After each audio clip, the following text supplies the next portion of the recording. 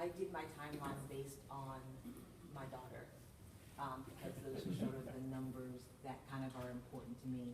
And I feel like just like she's going to continue to grow, that Chapel Hill is going to continue to grow.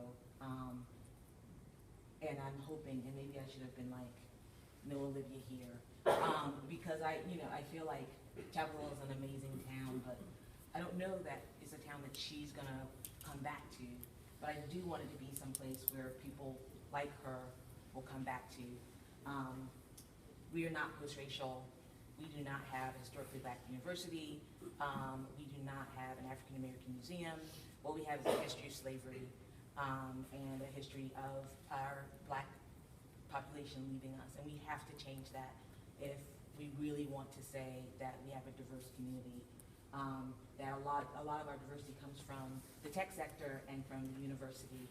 And how do we keep folks who work here? How do we make folks who are going to Durham, because Durham there is a larger community? How do we create that community here so folks want to come?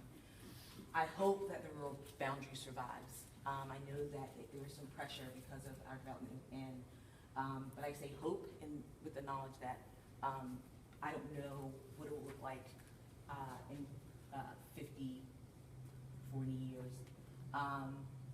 That we make a life there, people are able to have a walkable, transit-oriented, car-less life, which means not only providing those infrastructures, but providing folks jobs close by, providing them services close by, providing them services like childcare, and easy accessibility, that I can entertain my child from where I live on the way to the grocery store and back, because I can walk.